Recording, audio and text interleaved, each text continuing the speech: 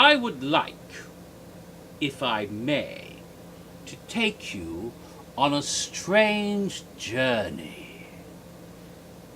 A journey into the past of Halloween Horror Nights. In this, my inaugural Horror Night History video series.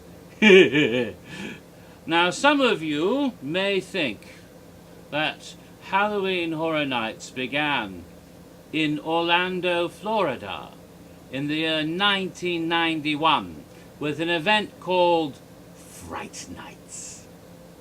And those of you who think so are wrong on all 3 points! Yes. No, Halloween Horror Nights began at a different time, in a different place, and it was called something else entirely from Fright Nights.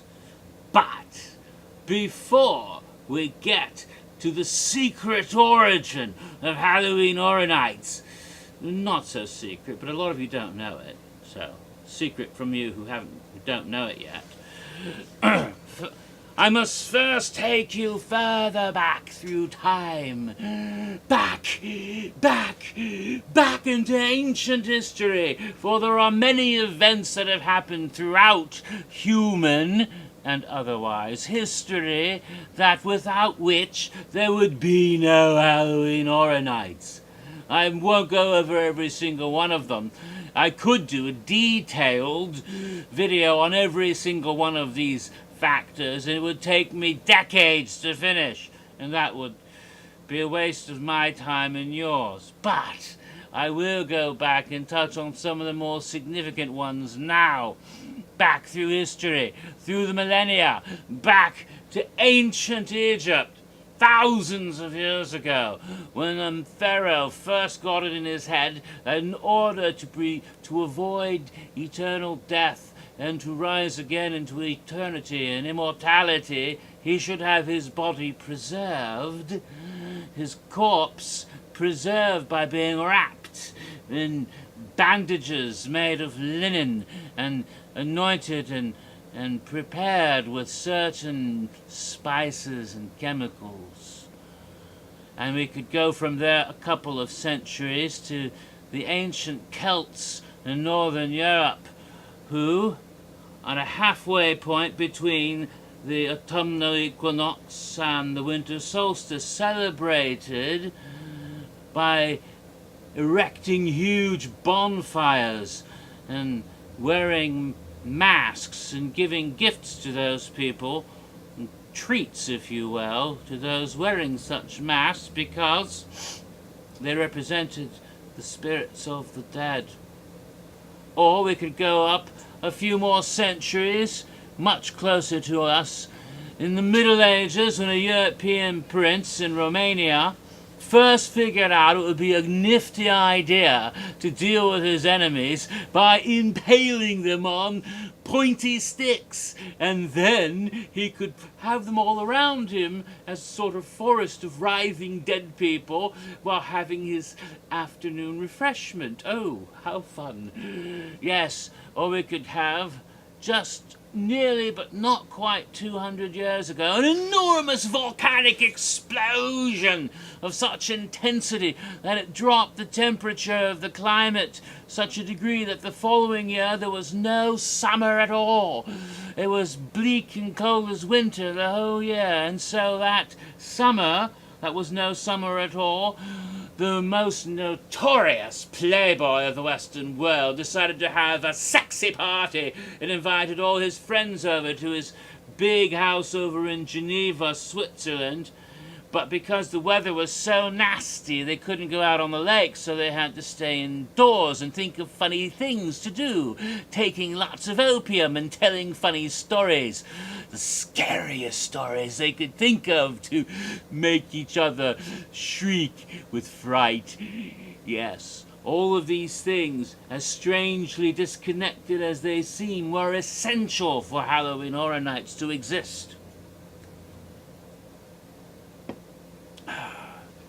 And then we come closer to modern history, down to the late 19th and early 20th century, when some French people named Lumière and an American named Edison first started experimenting with zoetropes and such, using the scientific technique called the persistence of vision, which allowed them to take images in sequence and create an illusion of movement. Well, why not do that with photographs? Yes, and because of that, a motion picture industry was born, and due to the fact that the land there was cheap and abundant and available, this industry began to take off in a part of the United States we call California, especially in the Hollywood Hills. And thus the film industry began in Hollywood, and studios began to rise to power, especially 5 particular studios that were rivals to each other: Paramount, Columbia,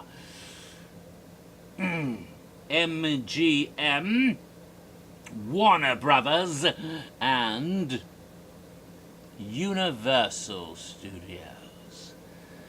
Yes, and although they all made all sorts of movies, from westerns to gangster pictures, in competition with each other, eventually people began to notice that some of these studios were particularly good at certain kinds of movies more than the others. So if they wanted to go see a musical, they're more likely to see an MGM musical because they were better than the musicals made by the other studios. And in this regard, Universal soon developed a reputation for putting out gosh best, absolutely niftiest and most frightening horror movies than any of the others. And that's where they got their reputation. In fact, they pretty much saved the studio's ass in those early days. And so Universal became the house of horror for Hollywood. Now, these movie studios began to do something interesting. People loved movies. Well, they've always loved movies, but back then especially, movies were really big entertainment because there wasn't television. There was radio, but there wasn't television. So people would always want to know more about it, and they would go to Hollywood as tourist attraction. They would go to the movie studios, and guests were allowed to go on a backstage studio tour. But they had to be careful not to let them just go wander into an active set. And in those days, all the movie studios had huge back lots. And so what they would do was they would get a sort of golf cart thing or tram of carts, and they would wheel them guests around and show this is where this is, and over here are all the sound stages, and here are the property warehouses, and over there you might see, oh, they're actually filming. Everyone be quiet, we don't want to wreck the shot. No, we'll go through. And that's the sort of thing that would happen, you see. Well, now we come to another significant portion. You know, I have a feeling this whole video is going to be over before I have a chance to get to the secret origin of Halloween Horror Nights that I alluded to earlier. Oh well, I always have room for more videos. But let us continue with the significant sequence of events leading up to Halloween Horror Nights. It was in one of the smaller studios in those days that put out mainly animated short films, but then they eventually started making features, was the Walt Disney Studios. And the guy who ran that, Walt Disney, a bit of a visionary, maybe a bit of a nut, however you want to look at him, he got the wackiest idea around 1955 or so of building a park based on his movies, a theme park, so to speak, you see. And so Disneyland was built in 1955 right in the middle of Southern California because of the freeways that just started going through. He knew that would be a good place.